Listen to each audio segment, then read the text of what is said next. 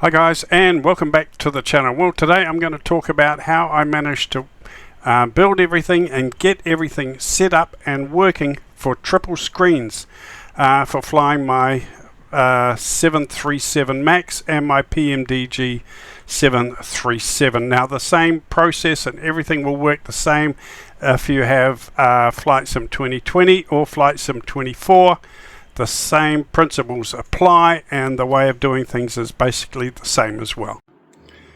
Okay, so this is how my cockpit looks now with my triple screens in my pmdg 737 800. As you can see, I've got a bit of work to do up there, doesn't quite match.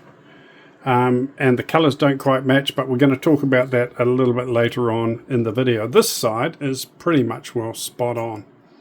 Right, let's start from the beginning and I'll explain how I got this far. Okay, the first thing I did is I got my three monitors. Well, one of them is a monitor. The left and the right are a TV screen, a cheap TV. Small, cheap TVs are not expensive nowadays, but my main expense is my main good quality monitor at the front. So I measured that. I measured the side monitors. They are all the same size. And then I cut out this frame for a base. So my number one monitor is going to sit there, and then my two monitors are going to sit there on this frame.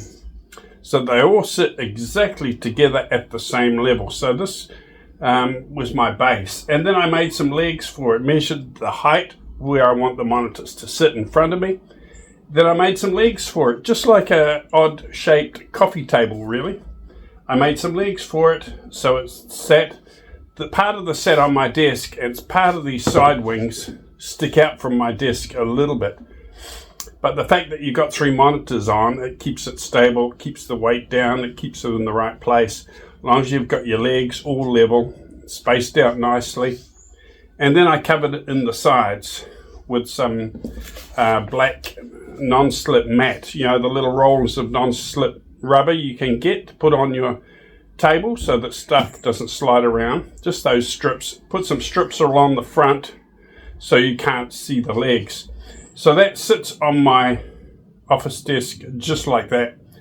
And then my monitors sit on top of this. Just sit there nice and stable and neatly. The next issue you have with the three monitors, once you've got them all sitting in the right place and you're setting up the actual game, is the views and the angles of how you have your screens set up.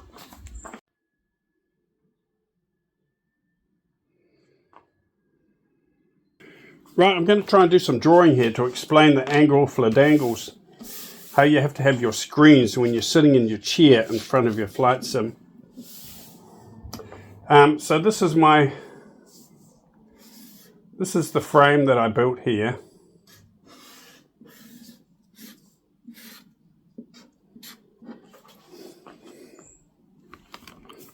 Hopefully you can see that. This is the frame I built, and this is where the monitors sit. Now when you set up your three monitors and you're in the game, if you're sitting here, let's say my head is here. There's my big nose sticking out there. Beautiful head of hair. Okay, so my view is straight ahead like this. Now, if you're in a Cessna, for example, or a little puddle jumper plane, it's very easy to get your screens lined up and managed because you've got a left side, a front, and a right. And that's almost the size of a Cessna. It's very closed in. So as it comes out, it's pretty much right. You're flying in a little box, so it's very easy to set up the front screen, the right and the left. However, if you're in a 737, if you're in an airliner, an Airbus or a big 737, you're not flying in a little box. All of a sudden, you're flying in a big, stretched out cockpit. So how do you put a big stretched out cockpit in such a little frame of screens? The secret really is with your right hand screen. You're no longer sitting in the box. Your cockpit doesn't come along here and then you've got the right side of the plane. in a big airliner, your cockpit is coming out here. And then you've got the side of your plane with your co-pilot sitting here. So for somehow, when you're setting up the visuals for your right-hand monitor, you've got to make it look as if your cockpit is continuing way out here and then down there. That's the impression you have to give when you look into the right cockpit. You can't just see the right-hand side. You've got to see the other half of the cockpit. In the default view in Microsoft Flight Simulator, you only see half the cockpit. So in this right-hand screen, you've got to see the continued cockpit out here and then the right. And if you've got this set up nicely, you don't need to pan around with your view. You just look around, turn your head around and look out the side window. You can look out this side window, or you can just look around on the whole complete 737 cockpit. You can look over here and see your instruments here, or you can look at the view on the left-hand side. It is so much better than Track IR. In Track IR, you've still only got half of a cockpit in front of you. You don't see this half of the cockpit until you turn your head, whereas in your peripheral vision, you've got the actual whole cockpit. So it really is very, very realistic and really immersive. Because you just look around the entire 737 cockpit like you would if you were just sitting in a real cockpit.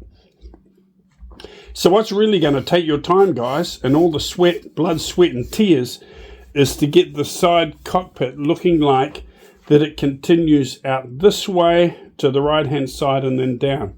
And it's all about putting the right numbers into the settings. Okay, this one is relatively easy. The front one is all done by default. But this one, you're really going to have to put a blood, sweat and tears into getting this cockpit looking like it's continuing way out here. That's the illusion you've got to give. Now, the other thing to remember, if you move your head over to here, or if you adjust your seat so it is lower or higher, the sides will not line up, okay? Let's say these are your monitors. You've got your cockpit here. Your cockpit continues here, and then you've got the side. This one pretty much comes into the side. Now, if you move your head, if you're sitting lower or higher, the dashboard, if you like, the control panels will no longer meet up. One will be up here or down there. You've got to keep your head in the right position. You've got to keep your seat adjusted to the right height. You've got to stay in the middle and keep your vision dead center in the middle of your monitor. And I'll demonstrate how this happens. I'll move my camera around in front of the three monitors and you'll see if your head goes higher, if you adjust your seat higher, or your seat is lower, these angles will not line up. You've got to set your seat in the right position, and that's where you've got to sit. Okay? And you can look around from left to right. It's fantastic. But basically, you've got to keep sitting in the right place. Just like a real 737, I guess. You get your seat adjusted to the right height, and you keep it there. So let's demonstrate how this works on the real three monitors, shall we? I'll show you. Now the first thing you have to do before you even start up your flight simulator is plug your three monitors into the back of the computer. Then you come up to your settings, go into System, and then you should see your three monitors here. Okay, this is where they should show up. If they don't look like this, hit Identify or Detect, and your computer should automatically detect that you've got your three monitors plugged in. Identify, and a little number will come up on each monitor showing you which one is number 1, where is number 2, where is number 3. If I click it, you can see number 1 comes up on my screen here because that's my main monitor. Make sure they are all sitting there in a line and your number one monitor is in the middle. This is the main monitor you use for your gaming. Then you can go down here and set all your resolution, okay, the resolution for each screen. So get all that set in a nice resolution. Once your screens look like this and you've got a number on each of the screens and they're set up right, then and only then can you start up your flight simulator and go into the settings and set up your triple screens. Okay, so when you're in your game, just come into general options, come into experimental, and here you'll see your windows here. Now you've only got one monitor at the moment, but you want to see your 3 monitors. Click on add new render window and you'll get window 1 to come up so you can do all the settings. Click it again and you'll get a window number 2, so you can click all the settings. You can adjust the resolution here. You can have it full screen or windowed. I have mine full windowed, so I can actually put the mouse at the top and move them around slightly. So once you've done that, you've got the settings here available for your 2 new monitors. Now all your blood, sweat and tears and work is going to go into getting these numbers right, so we're going to talk about that a little bit later in the video, but for now let's get things, show you how I got things built and set up ready to go. Okay, so here's the back of my monitors and here is the frame that I built. Rather than put the legs on, I have put a board along there just to cover it up at the back, but there are legs on the other side of this face board here.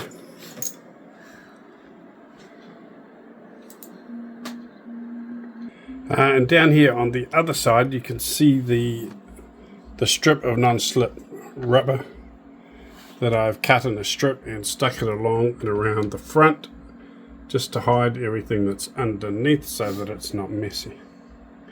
And that goes pretty much all the way around the other side. But as you can see, the monitors sit beautifully on this frame. They just butt up against each other. I haven't tried to cover the bezel, if it is, or whatever they call it, the bezel or whatever it is, the edge, the black thing, the strip that goes up. Haven't done that yet. I've just got them sitting beautifully in place there on that frame, and they butt up together really quite nicely. Now you can see what I mean. On the left hand side, the plane basically comes around to the left pretty easily, but at the front you've got to give the impression that it doesn't stop where the computers join. It keeps going along to the left, so it looks like you're sitting in a bigger cockpit of the 737. It's got to give you that impression. If you keep going around, it's got to stay in line beautifully until you see my co-pilot sitting there. This is Flight Sim 24, but I've done exactly the same in Flight Sim 2020 and it works perfectly in there as well. Now it's not 100% perfect, and I may tweak it as I go, keep going, keep tweaking it, and it may get better and better and better. But just to get it as close as it is right now, I tell you, it took me days. It took me hours and hours. You can see this is still not quite lining up properly. If I stop it halfway there, you'll see the pillar in the plane cockpit there is not quite lined up, but I can fix that. I'll give it a little bit of a tweak and I'll fix that.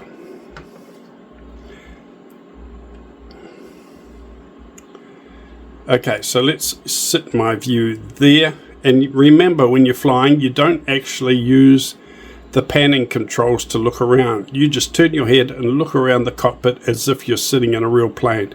That's what makes it so immersive and so special. If I swing my camera around, you can see, can look out my side, look at the front part of the cockpit, swing my head over to the right and see the right hand side and out there. So you don't need any panning controls, and you don't need any track IR, which is a pain in the neck. This is just so good, so immersive. Now just let me explain something else. You'll see also the colors are slightly different on each monitor. Now the trick to getting these right, regardless of how many hours you spend tweaking the colors on the monitor, on my one I can actually go into the software as well and tweak the colors, but you will never get it right, guys. You will never. You get it as close as you can, and that'll be it. If you want to get the colors perfectly right for each monitor, you can see this one's slightly more grayer, this one's got a little bit more brown in it. The main thing I've tried to get right is outside, like the grass and the sky. I've tried to get that as close as I can. This one's a little bit better, not quite so bad. Okay, so now I'll demonstrate how the angles change of your cockpit on the 3 monitors as you move your head. If your view goes up or down, the actual cockpit changes its angle. So the camera now is directly right in front of my face. Okay, so as I look to the right, you can see the cockpit is looking pretty jolly good. Now, if my seat goes up too high, if my view goes up, you can see the right hand of the cockpit start to droop down. As my view goes down, as I move the camera down, the right hand side of the cockpit seems to bend upwards. Okay, so you've got to get it looking exactly right from where you are sitting. It's not all about the numbers or the maths, it's about where you are sitting on your seat, keeping your view directly ahead of you in the middle of your screen. As you look to the right, that's where you've got to keep your view. But remember, once you've got it set up, you don't need to pan around with your controls. You don't need to pan around. You just look around the cockpit like you're sitting in the real plane, which is pretty awesome.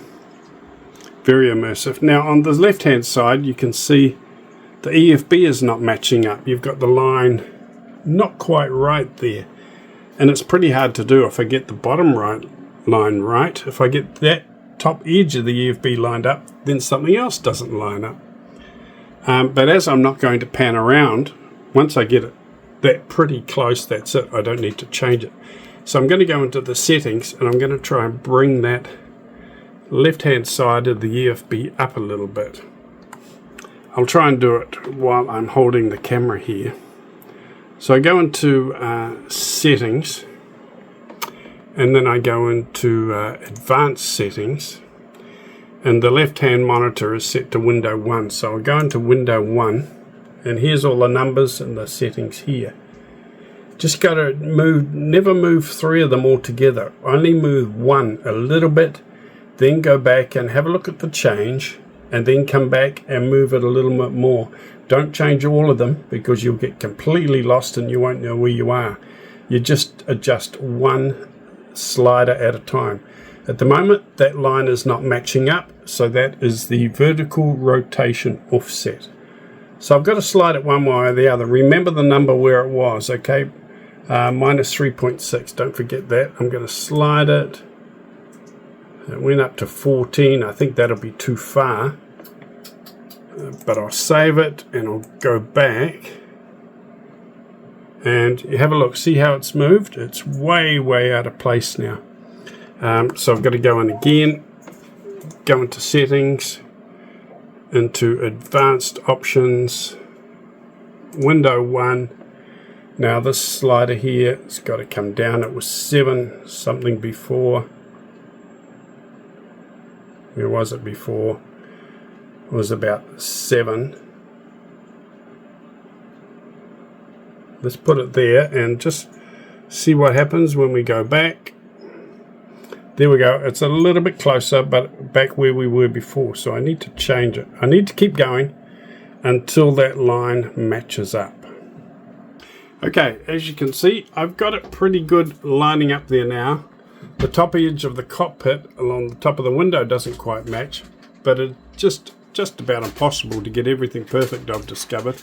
But I will keep tweaking it, because I can leave my view here and just look around the cockpit like I was in a real plane. I don't need to pan around. So that angle and that lineup is never going to change during my whole flight. I'm not going to be zooming in and out or pivoting around. It's just going to stay there as I fly. If I want to look over to this side of the cockpit, I just look around. As you can see, my mouse can go over to that side of the cockpit, and I click buttons and do stuff over here. and then just bring my mouse back and work on this side of the cockpit. Also, I'm going to go into the settings now that I've got that set. Settings, and go into your advanced options. Go into my window 1 and take a photo or a screenshot of these numbers.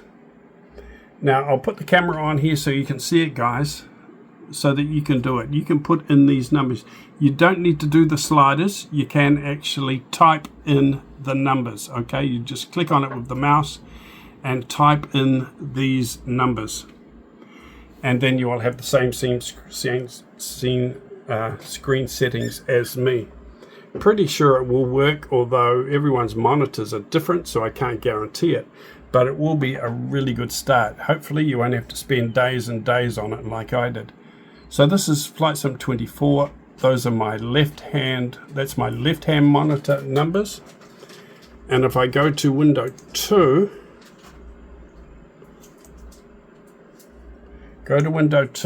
these are my the right monitor screen numbers. Okay, so you put those numbers into the settings on your right monitor, and if it's not perfect, just play around with it, but hopefully these numbers will help you and you won't have to spend days and hours and hours and hours like I did. Okay, now this is the banger, ladies and gentlemen, boys and girls. This is the bit that will break your heart. After you spend blood, sweat and tears and many hours getting your 737 set up, you'll load up another plane and it will be completely different. It will be heartbreaking. If I go from this plane to a little Cessna, it should be fine. If I go to another Airbus or another 747 or something like that, it may be completely different, and you've got your work cut out all over again for a different plane. So I mostly fly the 737. So I've put most of my work and effort into getting the 737 set up. And then I think there's 2 or 3 other planes it actually works with. They are lined up beautifully. So I've got about 3 planes that will suit these settings perfectly. If you want all your planes to work with these numbers and settings, you'll have to reset it up all over again with those numbers. So just work on 1 or 2 of your favorite planes. Otherwise you're going to spend most of your life playing with the numbers and changing settings. Now this is what it looks like on the outside. If you can get your settings as good as you can. I've hit escape to go into the menus, and you just get this rotating view, but that's the view you see as it rotates in the menus. When you push escape, you get this rotating satellite view of the plane. So when you're flying and you go to your outside view, the scenery that you see in Flight Sim 24 and in 2020 is just panoramic. It's just breathtaking, guys.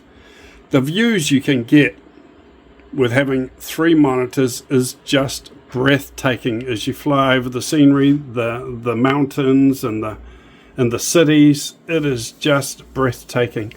So if there's a way you want to do it, if you get 1 good monitor, get 2 cheap TV screens, set up the triple monitor. If you love Flight Simulator, guys, it's the way to go. It is so immersive and it is just so worth it. Now, however, for me as a content provider, as I'm recording videos, of course I can't record.